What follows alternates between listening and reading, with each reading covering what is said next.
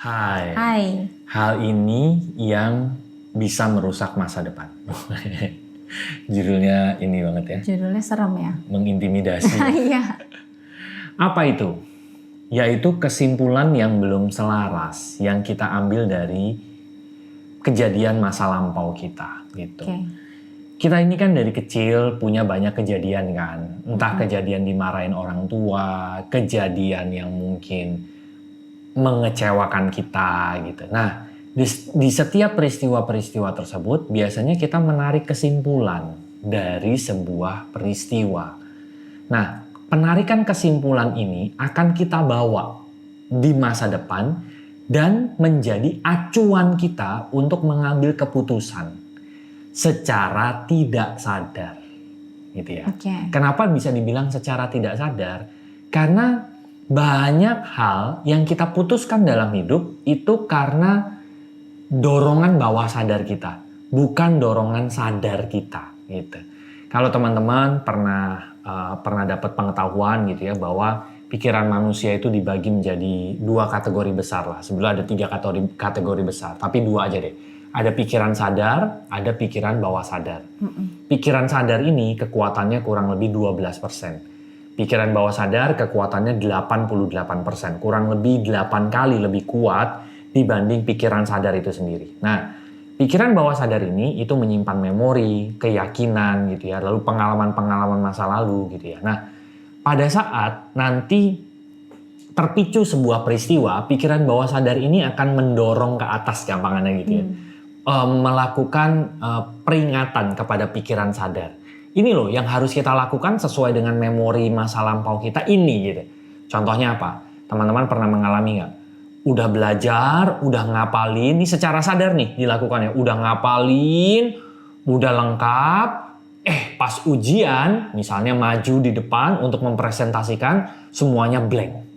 Padahal udah diapalin loh, udah apal semuanya mungkin sampai titik komanya. Tapi begitu maju, blank. Kenapa? Karena mungkin waktu kecil kita itu sering dibilangin sama orang tua kalau di depan umum, kalau banyak orang duduk diem. Nah, memorinya kayak gitu kan? Kalau di depan banyak orang duduk diem. Nah, sekarang yang teman-teman lakukan secara sadar nih, di depan orang berdiri dan bicara. Kontradiksi kan?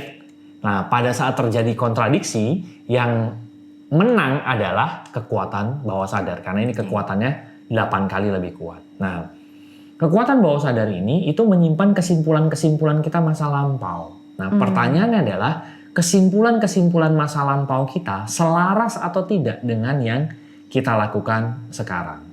Contoh saja, misalnya ada orang tua. Ada satu orang tua, ada seorang ayah deh gitu ya. Seorang ayah marahin anaknya, namanya si A dan si B dalam satu waktu. Marah nih si ayah. Si A karena dimarahin si ayahnya ini, itu si A menarik kesimpulan, papa nggak sayang saya. Gitu. Itu penarikan kesimpulannya ya terhadap peristiwa dimarahin sang ayah. Tapi si B di peristiwa yang sama nih gitu ya. Si B narik kesimpulannya, ya wajar saya dimarahin, ya memang saya salah. Selesai itu.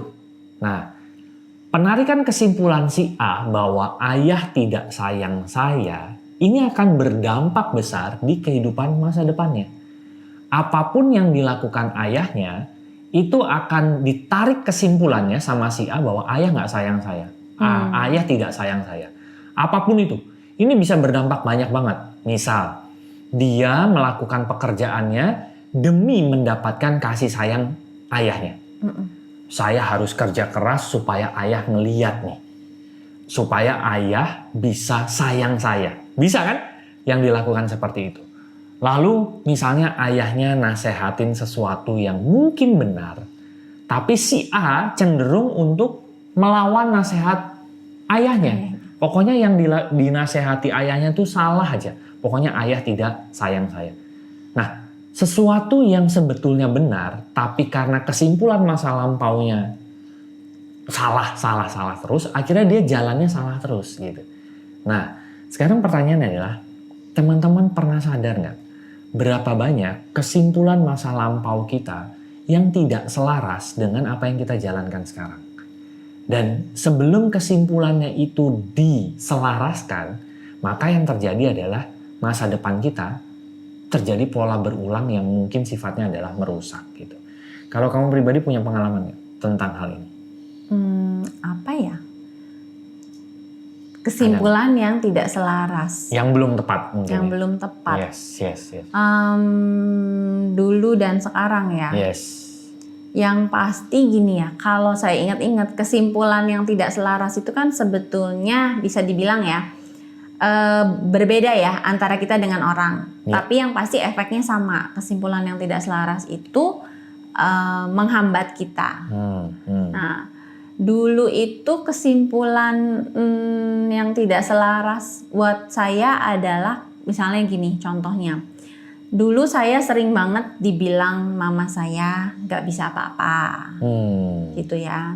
Atau saya pernah dibilang ini yang paling gampang. Dulu saya waktu mau buka konsultasi, buka jasa konsultasi, mama saya bilang emang gak susah gitu ya, apa gak berat gitu. Jadi dulu saya pernah punya kesimpulan bahwa iya ya, untuk buka konsultasi orang itu bebannya berat gitu ya. Nah jadi karena kesimpulan itu saya sempat mengubur gitu, kayaknya enggak deh, nggak jadi kalau konsultasi seberat untuk mengkonsultasikan orang seberat itu kayaknya saya belum tentu mampu ya. Jadi saya mengamini gitu ya, padahal bisa jadi kesimpulan itu bukan bisa jadi ya, ternyata di kemudian hari kesimpulan itu terbukti tidak begitu. Apa yang mama saya bilang berat, ternyata untuk saya malah menyenangkan, malah memberi saya energi gitu.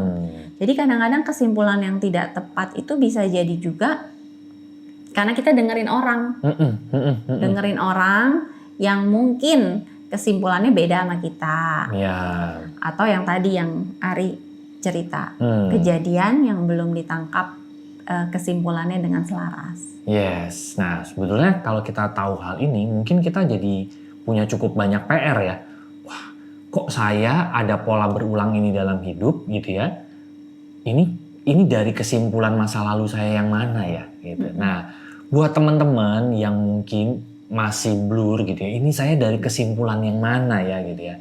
Coba deh cek di link di description. Siapa tahu di lompatan hidup bisa membantu teman-teman itu mengenali kesimpulan-kesimpulan yang belum selaras.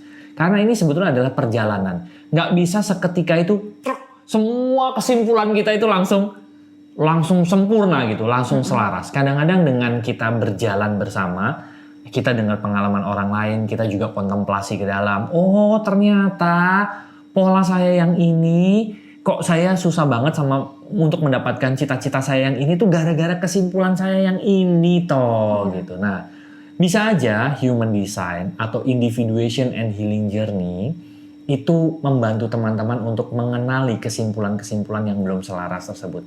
Nah, bagaimana human design atau individuation and healing journey bisa membantu teman-teman? Coba cek link di description, tanya aja di WA gitu ya. Kalau individuation and healing journey itu seperti apa? Atau bisa juga private konsultasi sama Rusi gitu ya.